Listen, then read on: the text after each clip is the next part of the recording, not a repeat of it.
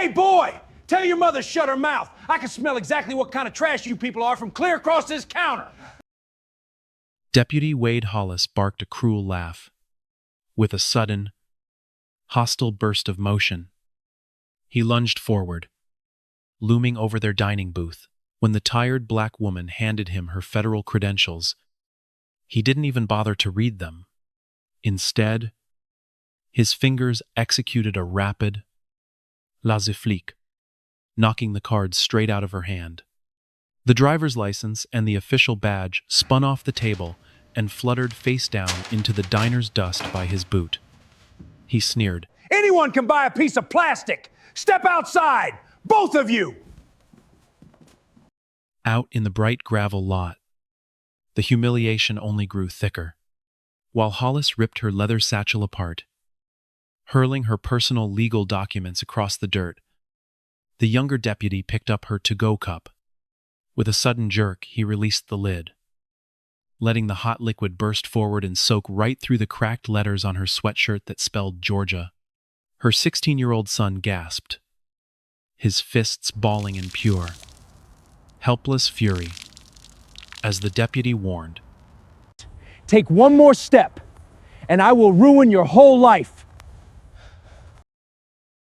The corrupt lawmen thought they were destroying an ordinary black woman. They had no idea they were putting their boots on the files of Camille Beaumont, the newly confirmed United States attorney, and their entire 18-year empire was about to shatter in exactly 11 minutes. This is a story about dignity, the long road of justice, and the catastrophic price of deciding who a person is before you ever bother to look.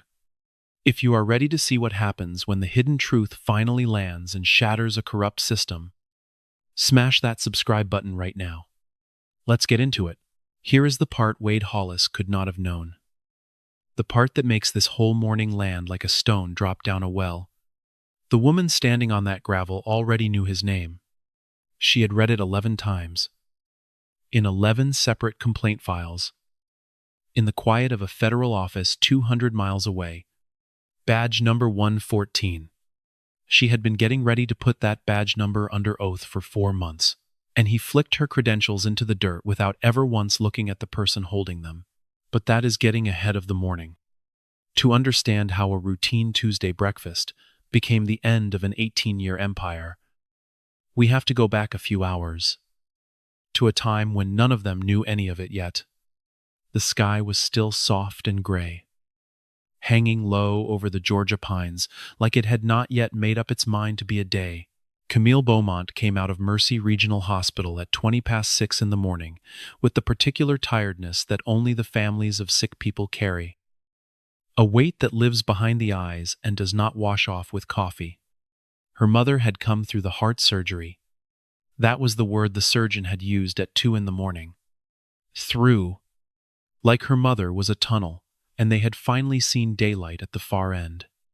Eunice Beaumont was 69 years old, stubborn as a fence post. And now she had a new valve ticking quietly in her chest and a room full of machines breathing beside her. Camille had sat by that bed for 9 hours. She had held a hand that had once held hers across 1,000 church pews and 100 parent-teacher nights and one terrible courtroom years ago. And when her mother finally drifted into the deep, clean sleep of the medicated and the safe Camille kissed her forehead, told the night nurse exactly which doctor to page and exactly which one to ignore, and walked out into a parking garage that smelled like rain and concrete. She was 47 years old. She was wearing gray sweatpants, a hospital gift shop sweatshirt, 2 sizes too big, with the word Georgia stitched across the front in cracked letters, and the sneakers she kept in the trunk for exactly these kinds of nights. Her hair was tied back under a scarf. She had not slept. She looked, by any measure a stranger might apply from across a room, like an ordinary tired woman. She was also, as of 11 days ago, the United States Attorney. The Senate had confirmed her on a Tuesday afternoon by a margin the newspapers called comfortable, and that she called survived. Before that, She had spent 19 years as a civil rights litigator. The kind of lawyer who took the cases nobody wanted and won the ones nobody thought could be won. She had stood in front of the Federal Court of Appeals 4 times. She had a framed photograph somewhere of herself at 26. The first person in her entire family line to finish college, standing on the steps of a law school she had paid for with 2 jobs and a stubbornness she had inherited from the woman now sleeping upstairs. Her name lived in case citations and dissents, and the careful, furious footnotes of opinions about how this country treats the people it has decided not to see. Almost nobody outside of that world would have recognized her face. That had always suited her fine. In the passenger seat, her son was pretending to be asleep so he would not have to talk. Isaiah Beaumont was 16. All elbows and silence, and a jaw that had started, in the last year, to look unsettlingly like his late grandfather's. He had spent the night in the family waiting room, hunched over his phone, sending updates to a group chat of cousins and refusing to cry where his mother could see him. He loved that hospital bed with a fierceness he had no idea how to say out loud. So instead he had said nothing for 2 hours. And Camille had lit him, because she knew her son, and she knew that some kinds of love come out of a teenage boy sideways or not at all. "You hungry?" she asked him, pulling the rental sedan out onto the road. A grunt. Then, because he was raised right, and the silence was its own kind of rude, "I could eat. There's a place about 40 minutes up the highway. Little diner. Your grandmother used to drive us there when you were a baby, before they tore up the old road." She glanced at him. "You don't remember it. You were the size of a loaf of bread." "I remember the loaf of bread part." She almost laughed. Almost. The night was still too close for laughing. But she filed the almost away. Because that was the thing about her boy. He could always find the one crack of light in a dark room and shove a joke through it. He got that from his grandfather, too. The rental was a problem she had not planned on. Her own car was in the shop back home, and she had flown in 2 days ago when the call came about her mother. And the only thing the airport counter had left was this: a silver sedan with out-of-state temporary plates and that showroom smell that announced to the entire world, "This person is not from here." She had not thought twice about it. She had a mother in surgery. You do not think about license plates when your mother's chest is open on a table. She should have thought about it. In this part of the world, she knew better than most exactly what an unfamiliar car with the wrong plates could mean for people who looked like her. She knew it in her body. She had built a whole career on it. But she was tired. And her mother had lived. And for one morning, she let herself just be a woman driving her son to breakfast. The world does not hand black women many of those mornings. She wanted this one. There was one more thing in that car, and it sat on the back seat in a battered leather satchel she had carried since law school. A sealed federal case file, gray-bound, stamped on the cover in red. 2 words on that stamp: Hadley County. For 4 months, her office and the Civil Rights Division had been quietly building what the law calls a pattern or practice inquiry into the Hadley County Sheriff's Office. Complaints had a way of pooling in that county, like water at the bottom of a hill. A young man stopped, searched, and jailed for a taillight that turned out to be working fine. A grandmother's car seized under civil forfeiture on the strength of a hunch and never returned. A delivery driver beaten on a roadside and then charged with resisting. The charges quietly dropped when the bruises did not match the story. 11 of those files mentioned the same name: a senior deputy. Badge 114. She had read that name 11 times. She had read it the way you read a name you are getting ready to put under oath. She did not know, could not have known, driving up the highway with her exhausted son and the radio low, that in 40 minutes she was going to meet that name in the flesh. that the man behind badge 114 was about to walk up to her booth, look at her gift shop sweatshirt and her scarf and her son's dark face, and decide, in 3 seconds, exactly who she was. He was going to be wrong about every single thing. But first, there was a diner. Ruthie's roadside sat at the junction of two country roads like it had grown up out of the red clay itself. It was a low cinder block building, painted the green of an old bottle, with a hand-lettered sign and a gravel lot and a screen door that had been slapping shut behind hungry people for 31 years. Out front, a single gas pump that had not pumped gas since the Clinton administration stood like a monument to a slower time. Inside, the air was thick and good. Bacon, biscuit, coffee strong enough to stand a fork in, and the low warm rumble of people who had known each other their whole lives. Behind the grill stood the woman the place was named for.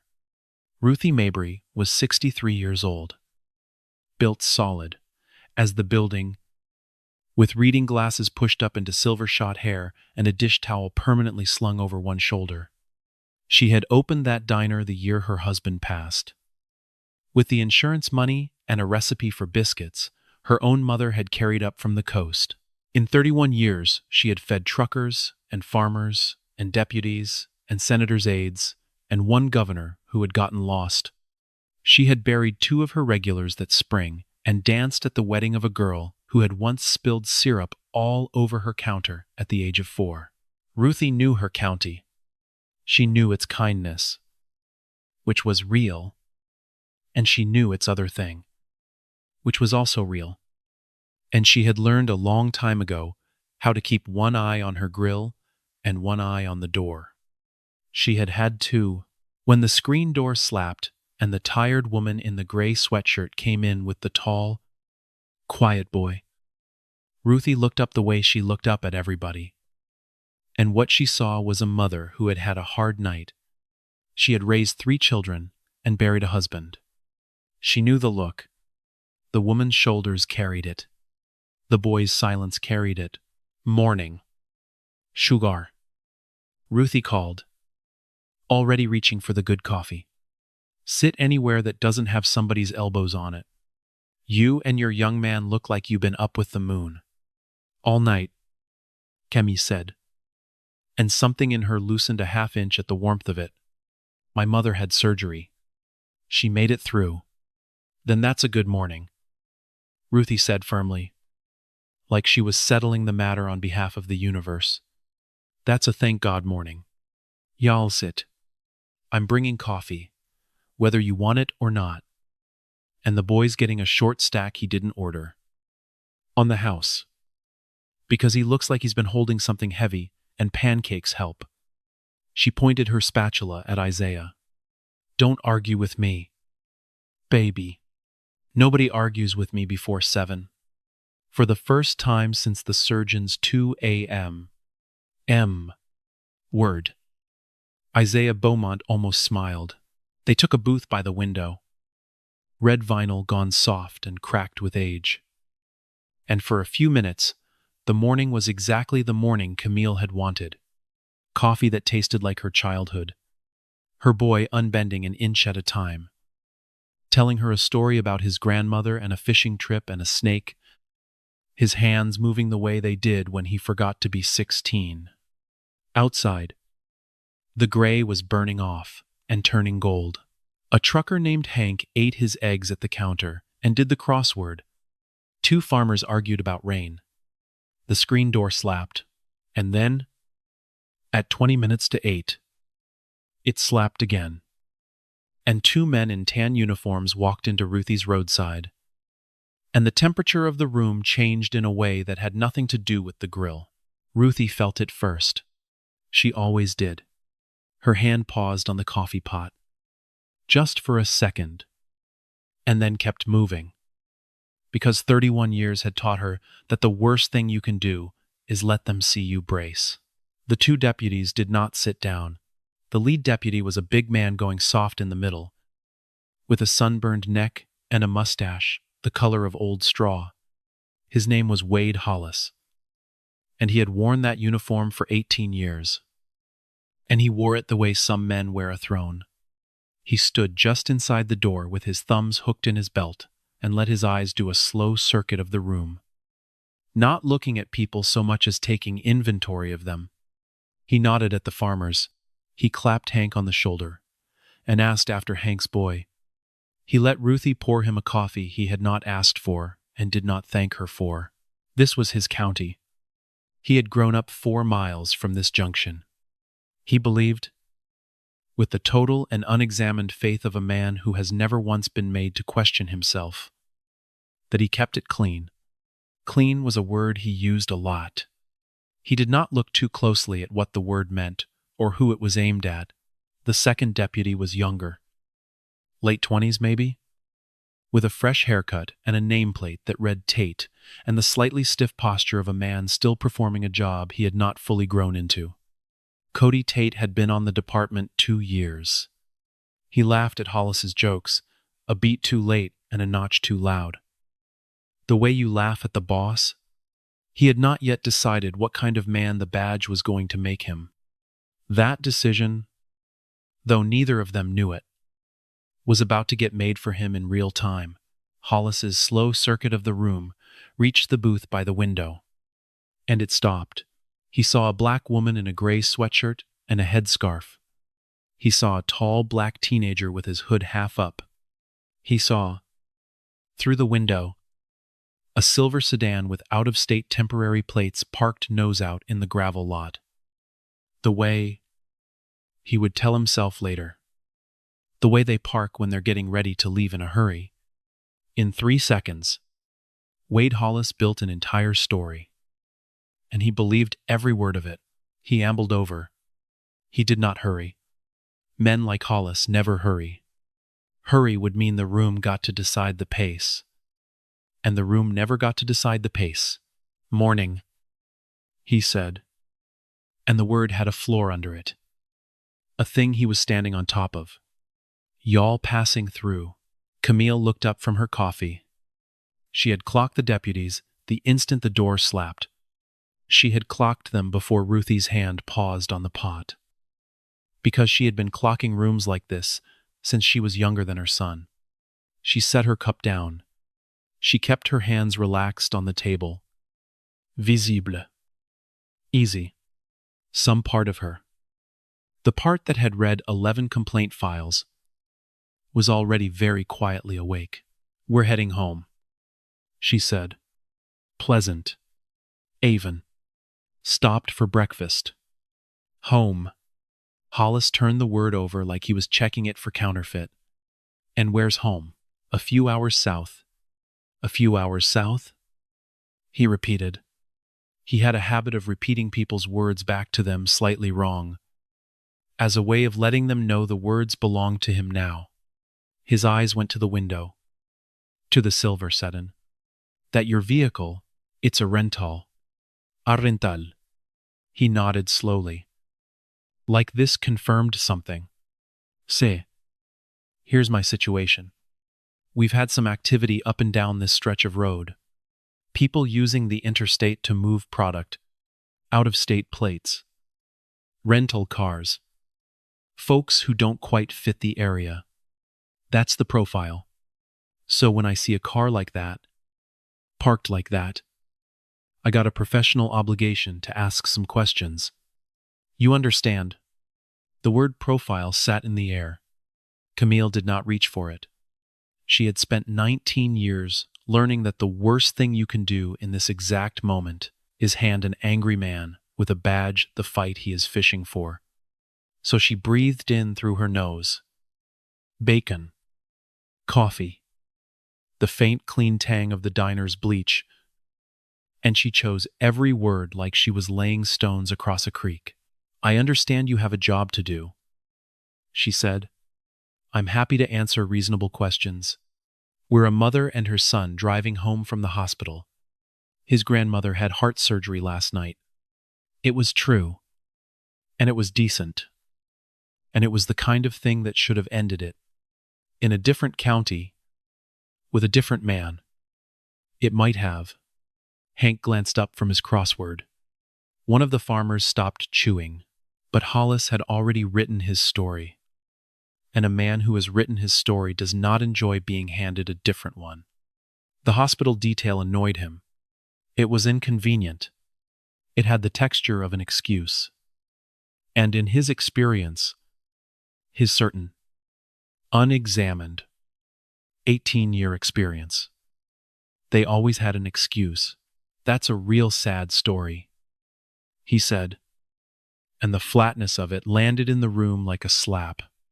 He leaned down over the booth, close and sudden, and his voice dropped into something uglier. Tell you what, tell your mother to shut her mouth a minute. Boy, because I can smell exactly what kind of people roll through here with a story like that. Let me see some ID. Both of you. Across the booth. Isaiah went very still. His mother felt it more than saw it. The way her son stopped breathing. The way his hand drifted toward the edge of the table and then froze, not knowing whether stillness or motion was the thing that would get him hurt. He was 16. He had heard the talk. Every black mother in America gives some version of the talk. And Camille had given it to him 3 times. At 10. At 13. At 15.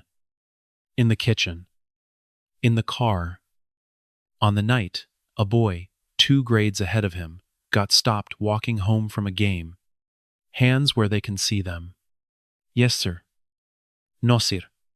Don't reach. Don't argue. Don't run. Come home to me. Whatever it costs. You come home to me. He had heard it. He had never once watched it happen to his own mother. And now it was happening. 4 feet away. Over a plate of pancakes. And the man saying it had a gun on his hip. Camille turned her head. Slow and deliberate. And she looked at her son. Not at Hollis. At Isaiah. And in a voice pitched low and absolutely steady. The voice she used in front of juries when she wanted 12 strangers to feel the floor under their feet. She said, Babe, look at me. Put your hands flat on the table where the deputy can see them. Nice and easy. Good. Now look at me. Not at him. We are going to do everything this man asks. And we are going to be polite. And we are going to be home for dinner. Both of us. You hear me, both of us. Mama? His voice cracked on the second syllable. Both of us. She said again. And the certainty in it was a hand on the back of his neck, holding him up.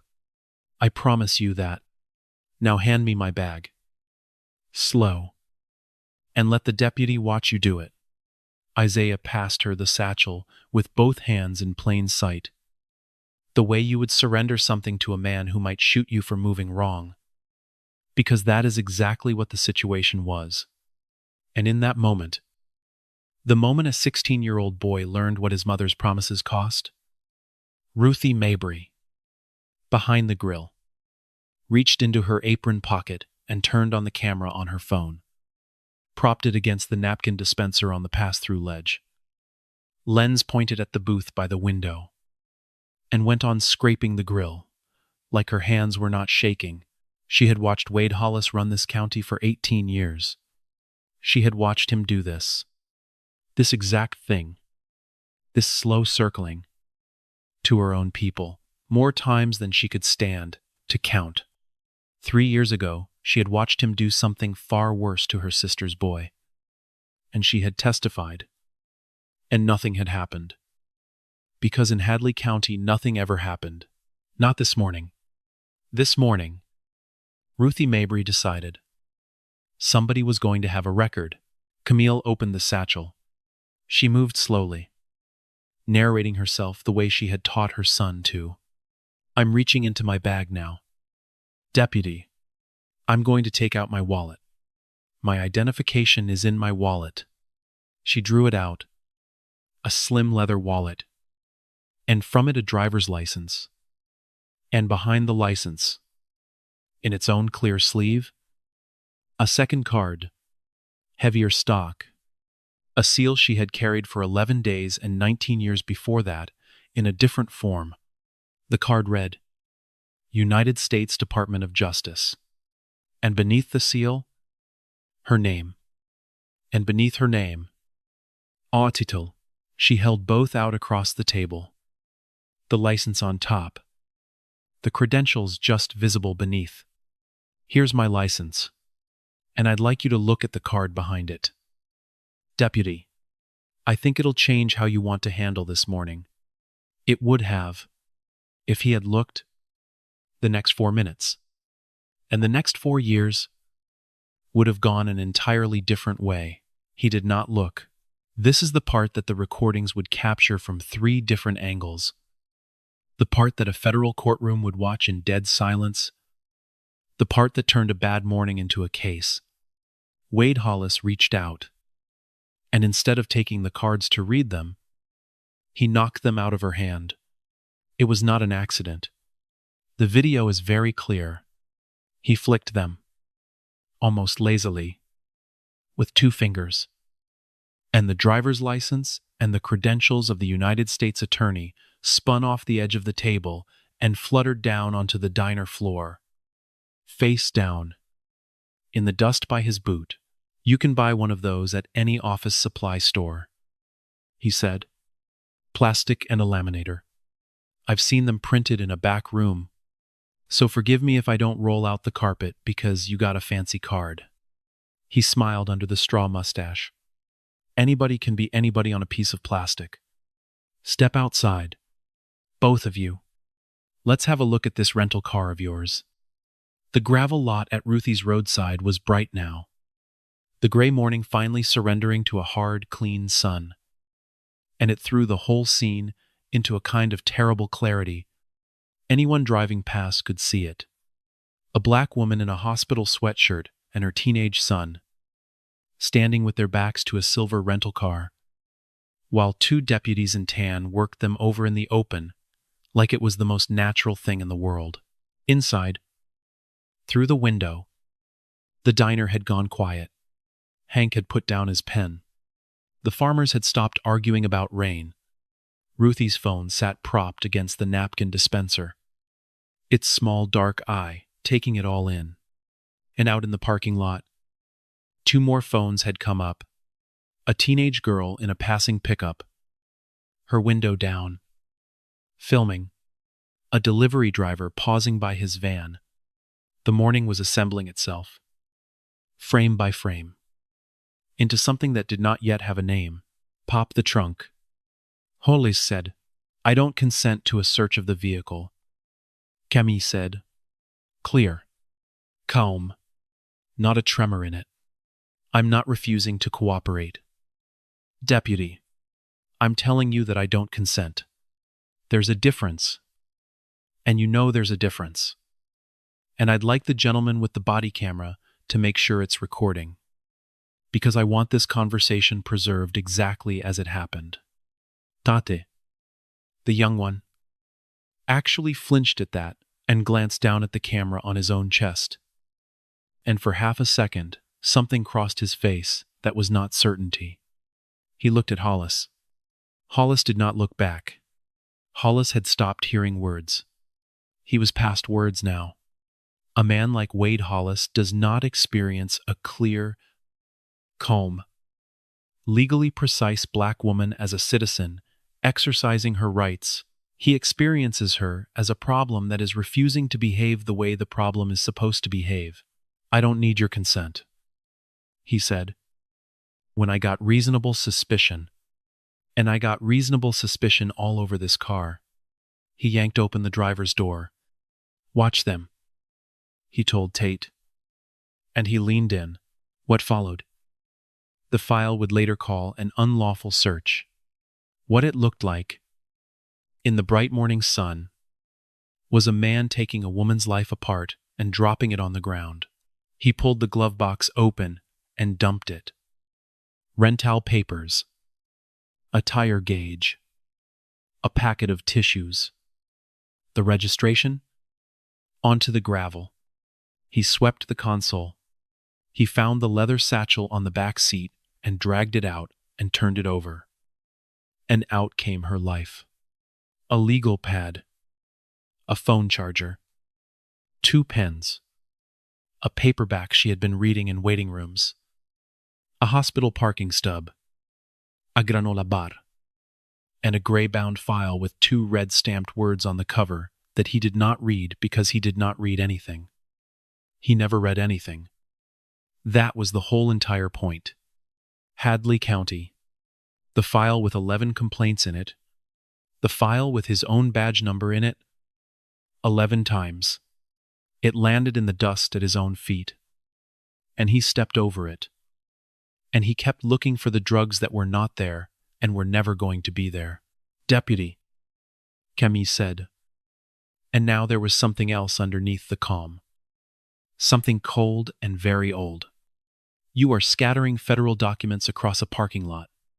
I'd think hard about what's in that bag before you put your boot on any more of it. Federal documents. He laughed. He held up her paperback novel between 2 fingers like it was evidence. This, your federal document. Sweetheart. You writing your memoirs. He tossed it over his shoulder. It skidded under the car. Let me tell you something. I've been doing this 18 years. 18. And I have heard every story God ever made. I'm a nurse. I'm a deacon. My cousin's a lawyer. You don't know who I am. He straightened up out of the car and turned to face her. And the mustache lifted in something that was not a smile. You know what I've learned in 18 years?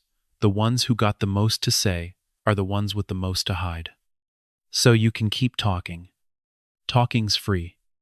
It just don't impress me. And then Cody Tate.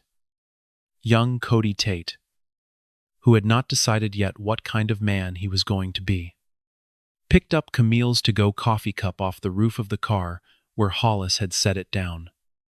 And whether it was an accident, or whether it was him trying, in some small, ugly way, to be the man he thought Hollis wanted him to be, the lid came loose and the coffee went down the front of Camille's sweatshirt. Hot, soaking through to the skin, splashing across the cracked letters that spelled Georgia. She did not gasp. She did not step back. She stood absolutely still in the wreckage of her own belongings. Coffee running down her front. And she looked at Cody Tate with an expression that the young deputy would still be seeing. Behind his eyes. Late at night. A year later. Not anger. Worse than anger. A kind of patient, bottomless recognition. The look of a woman who has seen this exact thing so many times that it has stopped being a surprise and become a sort of weather. What's your name? Deputy, she asked him quietly. Your full name. Not the one on the plate. All of it. Tate's mouth opened. Nothing came out. That was when Isaiah moved. He did not do anything. Really? He took half a step toward Tate. Half a step. Un instinct. The way any 16-year-old boy on God's earth steps toward the person who just hurt his mother. And his fists were balled, and his face had gone hot, and his eyes were wet and furious. Half a step. That was all. And in this county, with these men, half a step from a black teenager was all it would ever take. Hollis's hand dropped to his hip. Not drawing. Just resting there. A promise. Son, he said. Soft as anything. You take one more step, and I will ruin your whole life. And your mama's gonna watch? Is that what you want? You want to be a statistic on her phone over a cup of coffee. Isaiah. Camille's voice cracked across the parking lot like a rifle shot. And it stopped her son where he stood. She did not raise it again. She brought it back down. All the way down. To that low, steady jury voice. And she put everything she had into it. Look at me.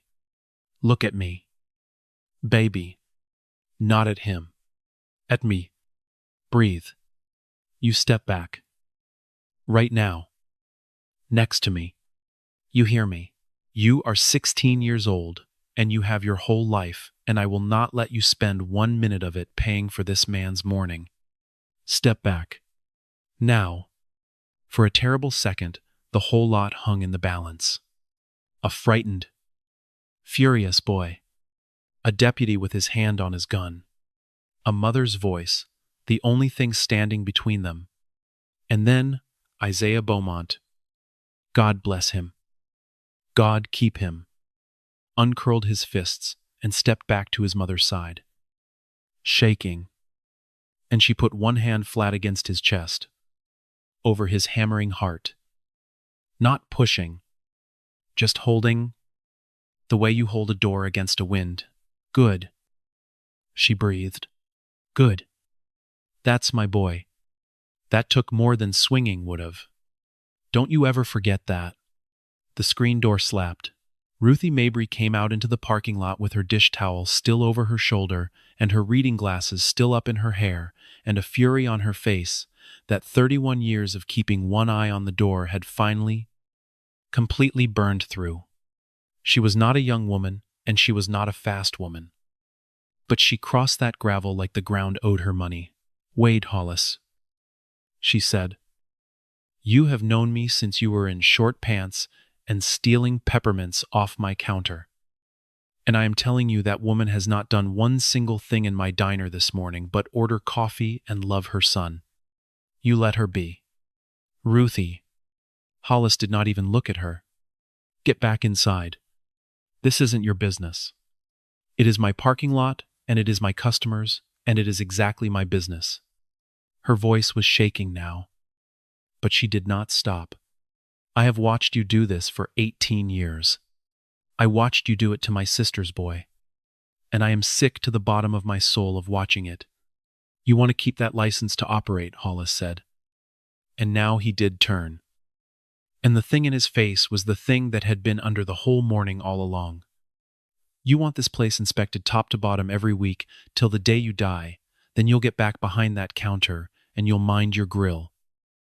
And you'll remember whose county this is. And there it was. Out loud.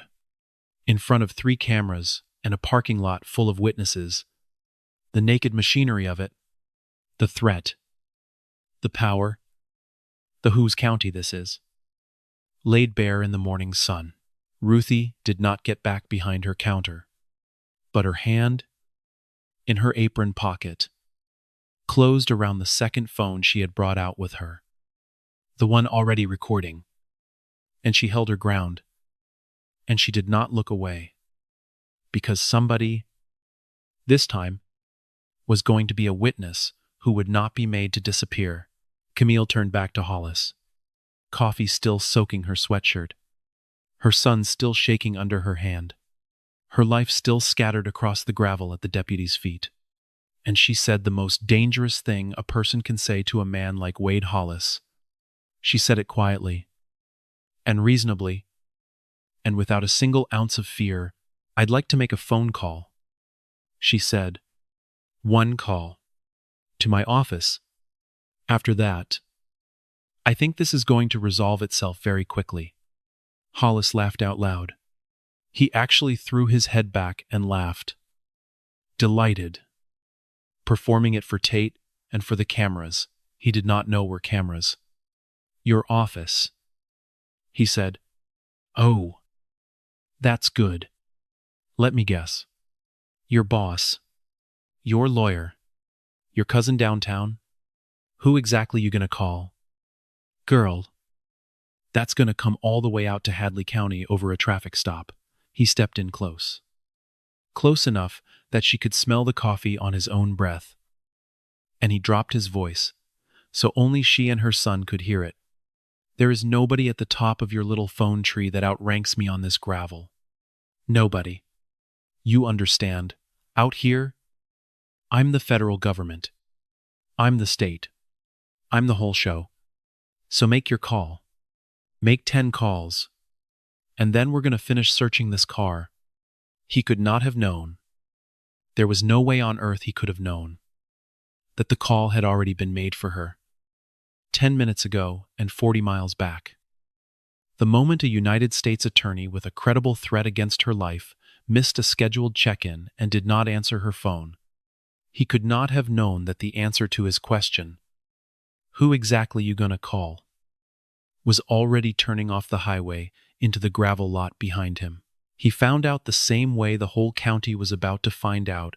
There is a reason a United States attorney does not simply wander the backroads of Georgia alone.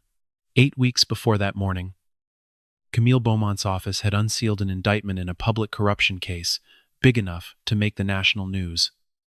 The kind of case that puts powerful, frightened people in a room together to decide what to do about the woman who signed it.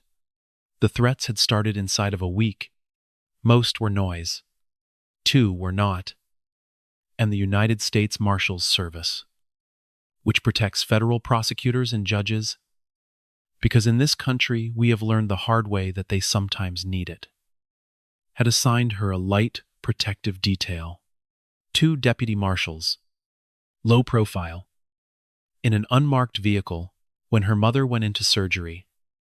Camille had told them, plainly, the way she told everyone things, "My mother is dying, or she isn't.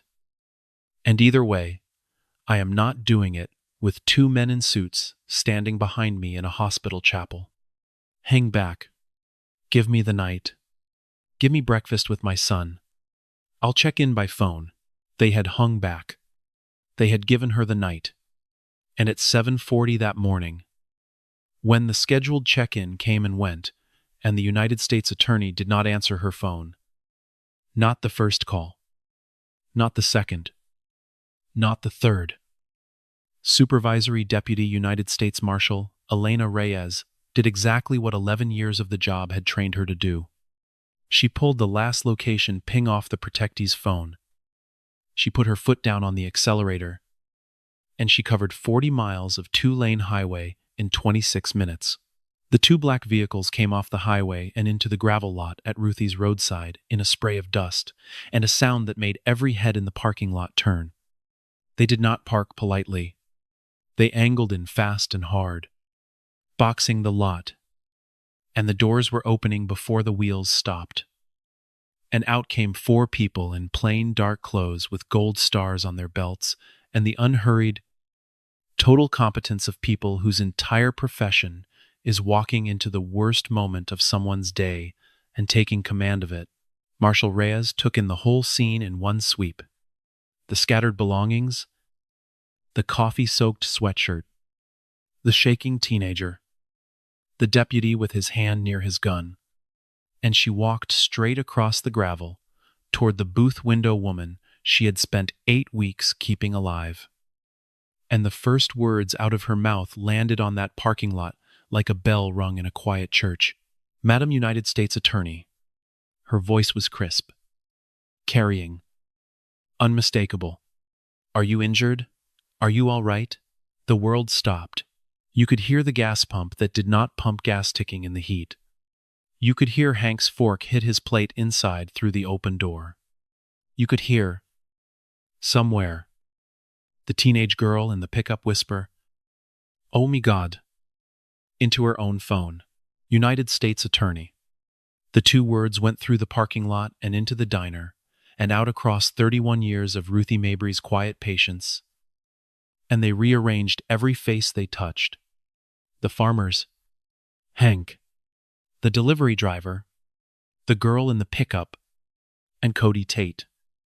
Young Cody Tate, whose face drained of every drop of color it had, because he was just barely smart enough and just barely decent enough to understand, in that instant, exactly what he had done and exactly how far down it was going to take him. And Wade Hollis, 18 years behind that badge. Wade Hollis, who had built an entire story in 3 seconds and believed every word of it, stood in the wreckage of a black woman's scattered life with his hand still near his gun, and watched 4 United States Marshals arrange themselves around her like an honor guard, and felt the floor of his entire world go out from under his boots. "I'm not injured," Kemi said. Her voice had not changed at all. It was the same low, steady jury voice. It had been the whole morning. Because that voice had never once been about who was watching. It had been about her son, Marshall Reyes. I'd like you to stand down. Everyone's going to stand down. Nobody on this gravel is in any danger. And I don't want a single weapon clearing a single holster over a cup of coffee and a man who didn't read a card. She turned. Isn't that right? Deputy Hollis. He could not answer. His mouth worked. The card he had flicked onto the floor an eternity ago. The card he could have read at any point in the last 11 minutes. Sat under a layer of parking lot dust 40 miles deep. And now, finally, far too late. Somebody read it. Camille bent down. Coffee still cooling against her skin. She bent down. In the gravel. In front of God. And 4 marshals and 3 cameras. And the whole assembled morning. And she gathered up her own scattered belongings. One piece at a time. The way she had been taught a long time ago, that you never let them see you broken, and you never let them keep your things. The granola bar, the legal pad, the hospital parking stub, and the gray-bound file with 2 red-stamped words on the cover. She picked that one up last. She straightened. She turned it so the cover faced Wade Hollis. And she let him read the 2 words he had stepped over twice. Hadley County. She said, "You want to know what's in this file? Deputy, because it turns out I'm the worst possible person on God's green earth for you to have done this to this morning. And not because of the title. Title's just a word." She opened the cover. She did not need to look at the page. She had read it 11 times. Complaint number 4. A 19-year-old stopped for a taillight that was working. Arresting deputy. Badge 114. Complaint number 7. A woman's car seized and never returned. No charges ever filed. Deputy on scene. Badge 114. Complaint number 9. A delivery driver beaten on the shoulder of the road. 2 miles from where we're standing. And then charged with resisting until the bruises didn't match the report. She looked up from the file and into Wade Hollis's gray, draining face. Badge 114. That's you. Deputy. I didn't have to read your name off that card you knocked on the floor. I already knew it. I've known it for 4 months. I've read it 11 times. Silence. The kind with a weight to it. You spilled my coffee. She said. Quietly now. Almost gently. Which was somehow worse than shouting. You emptied my bag onto the ground. You put your hand on your gun in front of my child. And you never once, not one single time, looked at what you were holding. That right there is the whole disease. Deputy, you don't look. You decide who a person is, and then you call the deciding looking. And you have been doing it on these roads for 18 years. To people who couldn't fight back. And this morning, you finally did it to one who can. She closed the file. I'd like everyone's name and badge number. Yours. His. And your sheriff's. For the record. A pause. And the faintest, coldest edge of something that in another life might have been a smile. Spell them carefully. Deputy. Especially yours. It's going to be on a federal indictment. And the spelling matters. While the marshals secured the scene and Wade Hollis stood frozen in the wreckage of his own certainty, Camille did the only thing in that whole parking lot she actually cared about. She walked her son back to the rental car, away from the badges and the cameras and the men, and she put both hands on his face. He was still shaking. Up close, she could see how hard he had been working not to cry in front of all of them.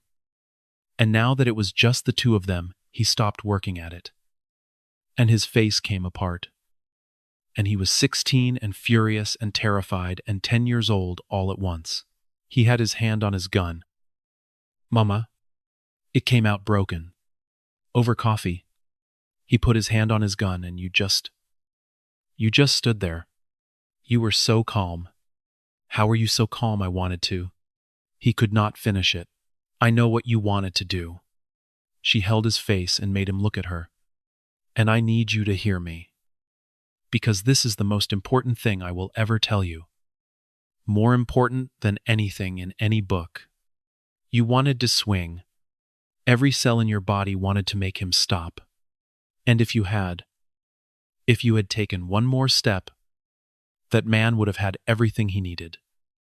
And there is no card in my wallet and no convoy on the highway that could have given you back what he'd have taken. You understand. Your anger was right. It was righteous. He earned every bit of it. And it still would have cost you your life. And he'd have gone home for dinner. That's the trap.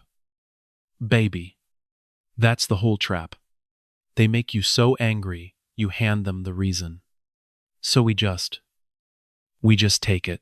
The word take was full of his grandfather and 3 generations behind him. We just stand there and take it and say, yes, sir. No. She said it hard. So it would stick. We don't take it. Look at me. We did not take it.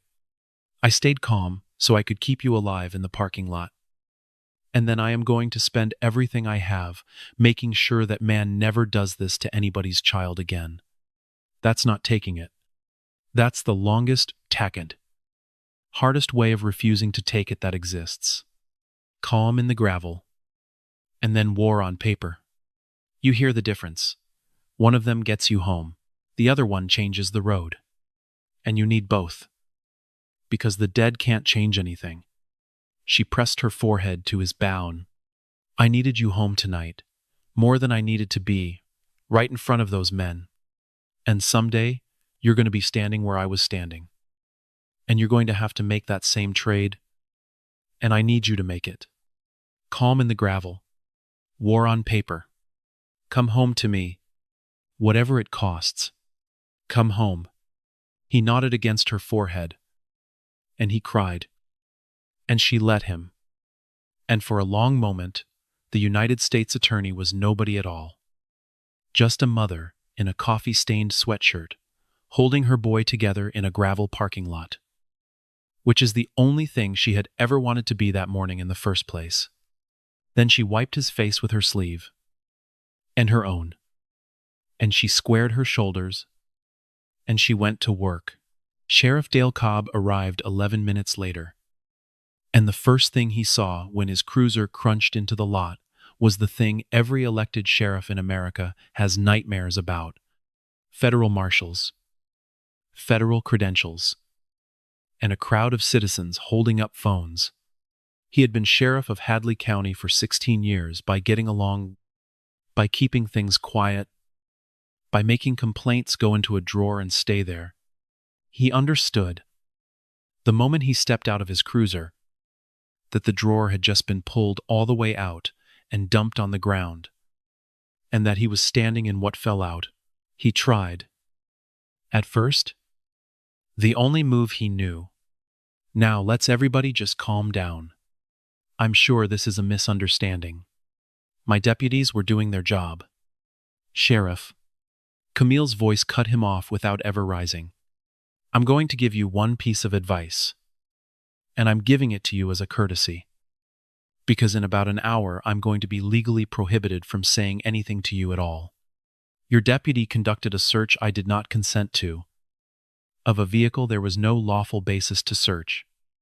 While threatening a private business owner and putting his hand on his weapon in the presence of a minor, there are at least 4 recordings of it, including 2 on your own department's body cameras, which I would advise you not to lose, because the loss of those recordings will itself become a federal crime. The phrase you're looking for, sheriff, is deprivation of rights. Under color of law, it's a statute. It's a felony, and it is now completely out of your hands. By noon, the badges and the service weapons of Deputy Wade Hollis and Deputy Cody Tate were sitting in an evidence bag, and both men were on administrative leave. And the United States Department of Justice had opened a criminal civil rights investigation into the Hadley County Sheriff's Office that would not close for 2 years. Camille Beaumont did not prosecute the case herself. She could not, and she did not want to. And the difference between could not and did not want to mattered to her more than almost anything. She was a witness. She was, by the dry language of the statute, a victim. You cannot prosecute a case in which you are the woman whose coffee got spilled and whose child got threatened. So she did the thing that separates a system of laws from a system of revenge.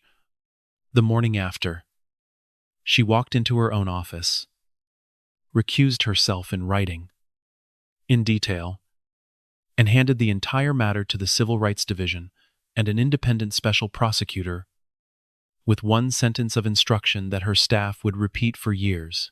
Build it like I'm not in it, she told them, because the only thing that makes this worth anything is if it would have come out the same for a woman with no marshals and no title and no file.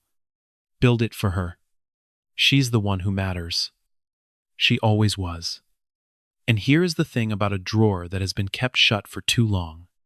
When it finally opens, everything comes out at once. The recordings went up first. Not the way the cruel ones usually go up, but the way the true ones do. Ruthie Mabry's footage, steady from the pass-through ledge, her own hand shaking at the edge of the frame, the girl in the pickup, the delivery driver, the deputy's own body cameras, 41 seconds of the clearest, ugliest, most undeniable thing, from every angle at once. All of it saying the same thing. This is what it looks like. And it has been looking like this the whole time. You just weren't standing where you could see it. By that night, it had 200,000 views. By that Friday, 3 million. It ran on the evening news. Then the morning shows. Then everywhere. And strangers slowed it down frame by frame the way strangers do. And they zoomed in on the credentials face down in the dust, and the coffee soaking through the cracked letters that spelled the name of the very state this was happening in, and the boy's balled fists uncurling at the sound of his mother's voice. But the views were never the point. The investigation was the point. Once the federal lens swung fully onto Hadley County, the pattern stood up out of the files like a fingerprint lifted off glass. Not one bad morning. Not one bad apple. 11 complaints against Wade Hollis alone. Each one quietly walked into Sheriff Cobb's drawer and quietly buried. Including, it turned out, the one filed 3 years earlier by a woman named Ruthie Mabry on behalf of her sister's son. Civil forfeitures that had stripped cars and cash from people who were never charged with anything. The proceeds flowing back into the department's own budget. A 19-year-old who had spent 4 months in county lockup on a charge that evaporated the instant anyone looked at it. The disease Camille had named in the parking lot. Mapped now across a decade and a county. In black and white. Under federal seal, Wade Hollis was indicted on federal civil rights charges. The case against him was, in the dry assessment of the special prosecutor, the cleanest deprivation of rights case I have seen in my career. Because the defendant did it in front of 4 federal marshals and 3 cameras while bragging that no one could touch him. He was convicted. He did not believe, all the way up until the verdict, that it could actually happen to him. Because for 18 years the whole architecture of his world had told him it could not. That disbelief was, in its own way, the most damning evidence of all. Cody Tate made a different choice. And it is worth telling the truth about it. Because people are not cartoons, and the day after the worst thing you have ever done is when you find out who you are. Tate cooperated. He sat down with the special prosecutor without a deal in hand and told the whole truth about the search. The threats. The drawer. The things he had seen Hollis do, and the things he had done himself, including the coffee. which he admitted was no accident. He took a plea. He served time. Less than Hollis. But time. And when he came out, he did not put on a uniform again. He testified, when the consent decree hearings came, about how a department teaches a young man to become the worst version of himself, one laugh too late at a time. His testimony helped change the rules for the next young deputy. It did not make him a hero. It made him something rarer and more useful. A man who finally looked at what he was holding. Sheriff Dale Cobb resigned before the recall election that would have removed him anyway, and was himself charged for the years of buried complaints. The drawer that turned out to be its own kind of crime, and then Camille Beaumont, who could have spent the rest of her life being the woman this had happened to, did what she had spent 19 years learning to do instead. She turned a wound into a floor. "I can't fix what those two men are," she said, in the only on-camera statement she ever gave about that morning, sitting at a plain desk in a plain blue blazer, with no anger anywhere in her voice. You don't fix Wade Hollis.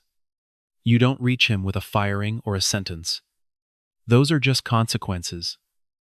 And consequences come after. When the harm's already done, what you fix is the floor he's standing on.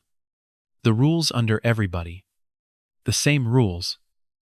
All the way down. Whether you've got a card in your wallet or you don't.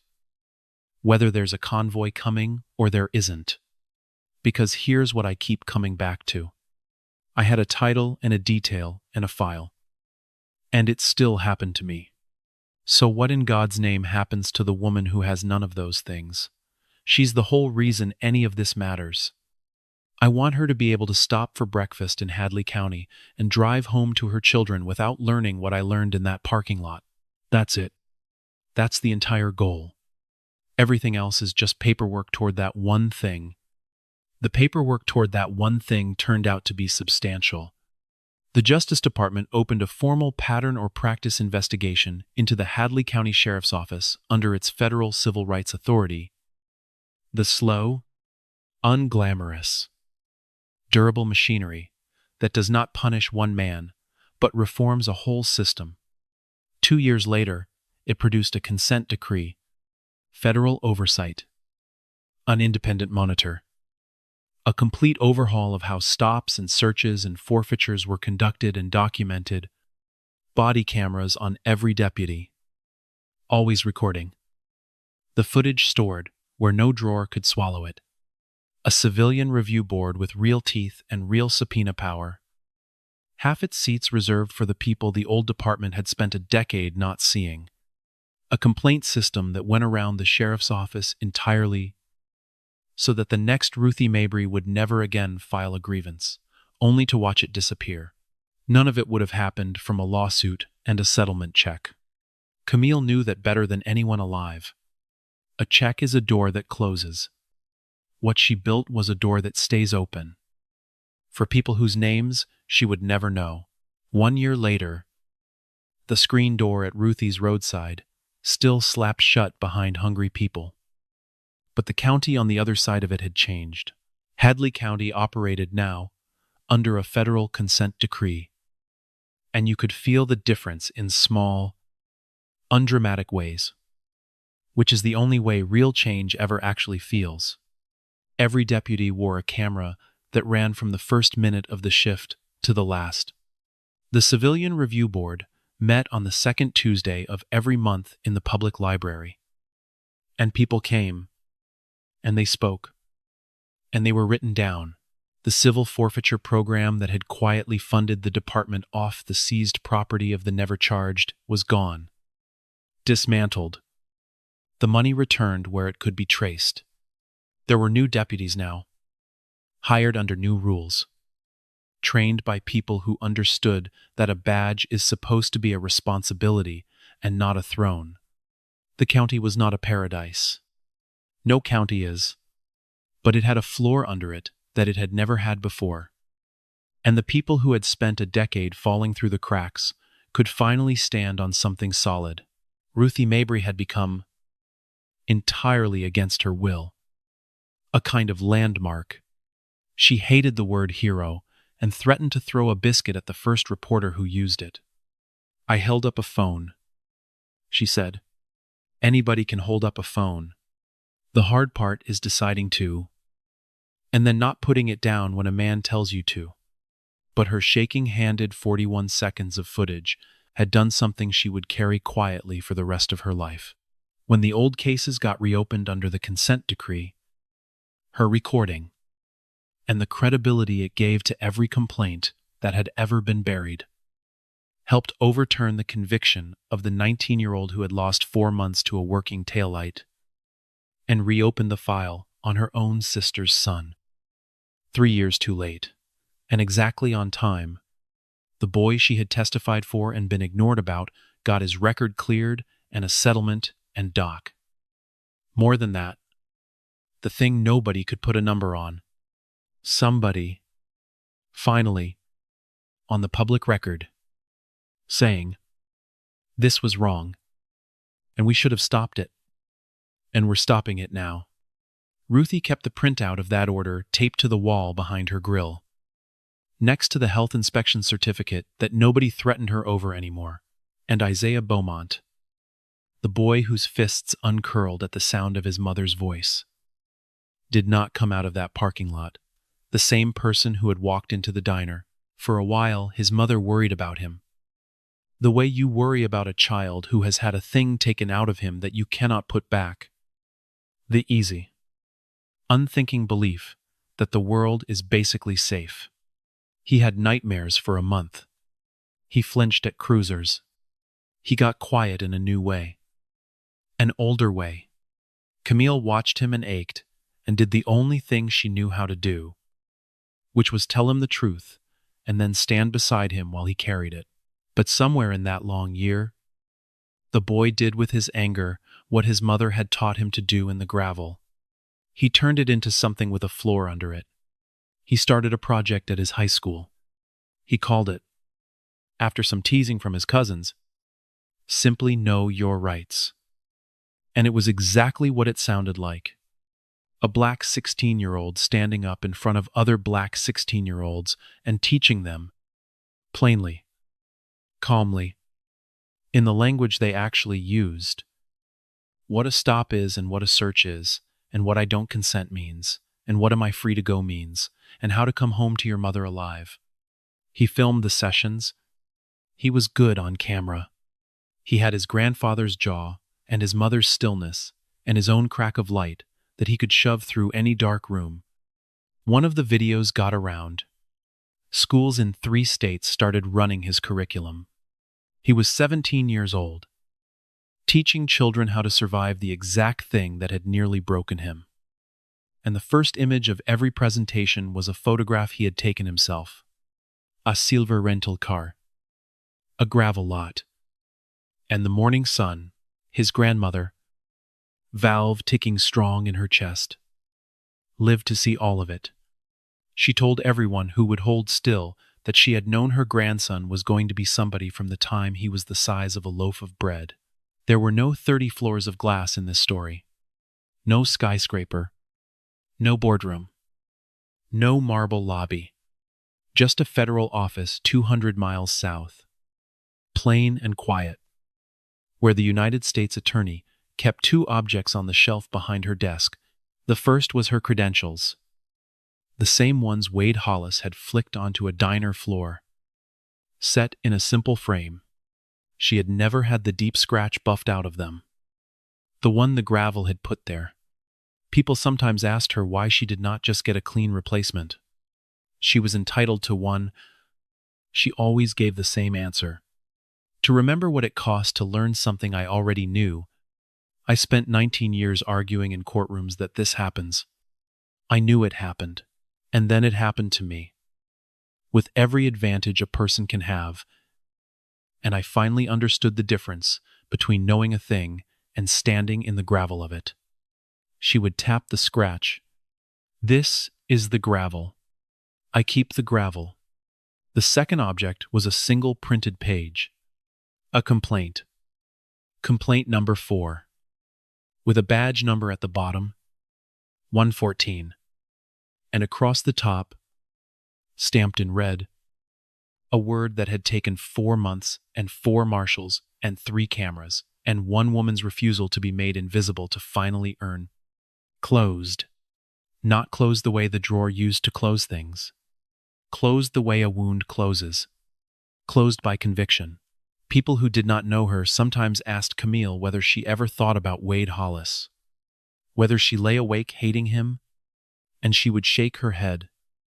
Every time. With the same patient, bottomless steadiness she had had in the parking lot. "I don't think about him much at all," she would say. "I think about the floor. Men like him exist because we let counties build themselves without floors. And then we act surprised when people fall through. I couldn't fix what Wade Hollis is. No statute can. But I could fix the floor. And a year from now, when some other tired mother stops at that junction for breakfast on the worst morning of her life, the deputy who walks in is going to have a camera running and a rule book over his head and a review board waiting on the second Tuesday. And she is going to drink her coffee and pay her check and drive her babies home.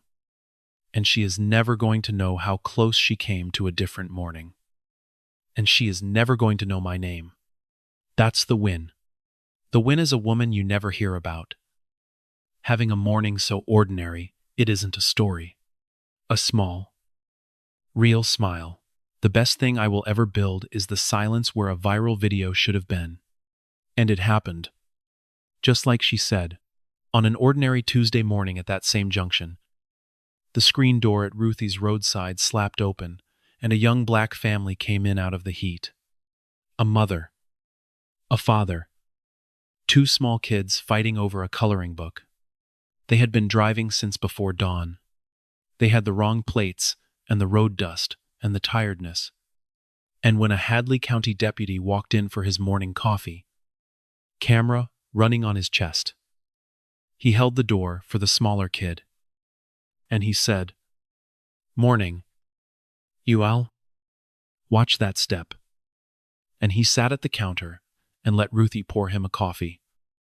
And that was the entire interaction. Beginning to end. Nobody filmed it. There was no reason to. And that nothing, that beautiful, ordinary, hard-won nothing, was the loudest thing in the whole county. Hank, the trucker who had put down his crossword and looked away that first morning, came back to Ruthie's most days. He had turned over his own footage to the marshals without being asked. And he had told the special prosecutor the truth about what he had seen. And he had said one thing on the record that he made them write down word for word. "I sat there with my eggs, and I didn't say nothing. And I've thought about that every day since. And I'd give a lot to have that morning back." He could not have it back. None of them could. But he came back to the diner. And he spoke up now. At the review board meetings. In the small ways an ordinary man can. Because the second loudest thing in that county, after the silence where a viral video should have been, was the sound of people who used to look away deciding, one at a time, to look, okay, real talk. It's me now. The one who's been telling you this? I want to be honest with you about why this story sticks in my throat. And it isn't the part you think. It isn't the convoy. It isn't the badges in the evidence bag, or the conviction, or the consent decree. Those parts feel good. I won't lie to you. There's a clean, simple satisfaction in watching a man who spent 18 years, certain that nobody could touch him, find out, in front of God and 4 marshals, exactly how wrong he was. We love that. I love that. The reveal is the candy, but the reveal is not the point. And if you walk away from this thinking it is, then Wade Hollis taught you the wrong lesson. The same way he taught it to himself. Because here's the thing that should keep all of us up at night. Camille Beaumont had everything. She had a title most people will never come within a mile of. She had a federal protective detail 40 miles up the road. She had a file in her own bag with the man's badge number in it 11 times. She had every single advantage a human being can carry into a parking lot. And it still happened to her. The coffee still went down her shirt. Her child still watched a man rest his hand on a gun. Her whole life still got dumped in the gravel by a man who never bothered to read the one card that would have stopped him. So I need you to sit with the question she sat with. The question that turned a wound into a floor. What happens to the woman who has none of that? The woman with no title, no marshals, no file, no convoy turning off the highway in the nick of time. The tired mother with the wrong plates and the road dust who stops for breakfast on the worst morning of her life. And there is no reveal coming for her. No bell rung in a quiet church. No camera that matters. Just a man who decided who she was in 3 seconds and a county with no floor to catch her when she fell through. That woman is the whole reason this story exists. She is the one Camille built the floor for. And she is the one I'm asking you to keep in your mind. Because she is not rare. She is the rule. The convoy is the exception. She is what Tuesday actually looks like for a whole lot of people in this country. And there's no satisfying viral clip at the end of it. There's just the morning, and the gravel, and the long drive home, and the talk they have to give their own kids that night. Camille said the best thing she would ever build was the silence where a viral video should have been. I've thought about that line for a long time, because it means the real victory in this story is invisible. It's the morning that did not become a tragedy. It's the kid who did not lose 4 months to a working taillight. It's the boring, ordinary, hard-won nothing of a family drinking coffee and driving home and never knowing how close the other morning came. We don't make videos about those. There's nothing to film. And that's exactly the point. The goal was never a better reveal. The goal was a world where you don't need one. Here's the part that costs nothing. And I mean nothing. Zero. Not 1 red cent. Wade Hollis could have read the card. That's all. He could have looked at what was in his hand instead of deciding what was in front of him. He could have heard. My mother had surgery last night. And let it be true. The entire catastrophe. 2 careers. A county cracked open. A child's nightmares. A federal investigation that ran 2 years. All of it was sitting one small human decision away from never happening.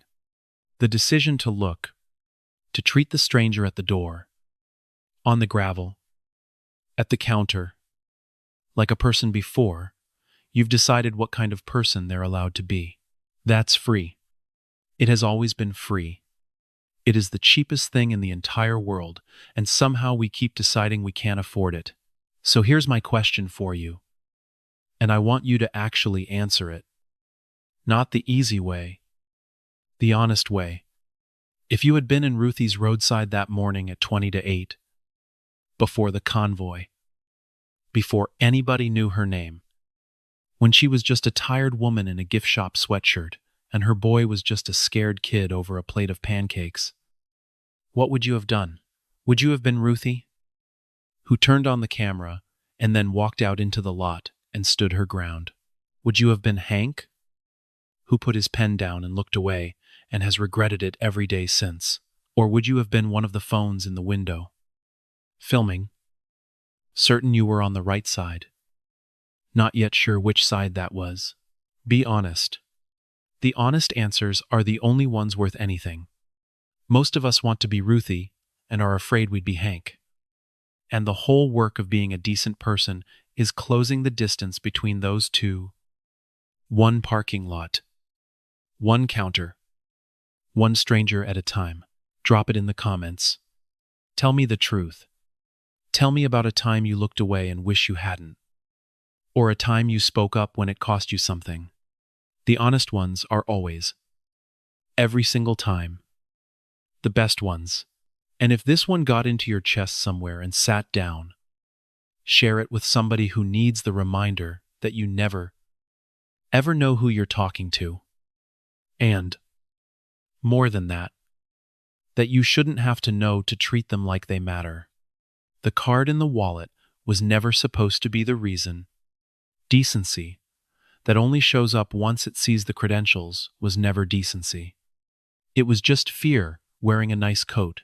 Subscribe, because there are more of these, true to life in all the ways that count, about people this country decided not to see. And what happened on the day it finally had to. Camille keeps the gravel on her shelf, the scratch she never buffed out. To remember the difference, she says, between knowing a thing and standing in the gravel of it. I'll leave you where we started, with a stranger deciding, in 3 seconds, exactly who you are, and being so completely, catastrophically wrong that the whole world tilts when the truth finally lands. The truth always lands. Sometimes it takes 4 months and 4 marshals and a woman who refused to disappear.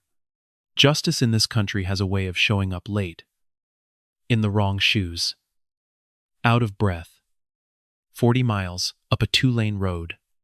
But it shows up, and the work, your work, my work, the work of every person who ever stood in a diner with a choice. The work is to make sure it doesn't have to come from 40 miles away. The work is to be the floor. Until next time, read the card, look at the person, and keep your eyes on the door.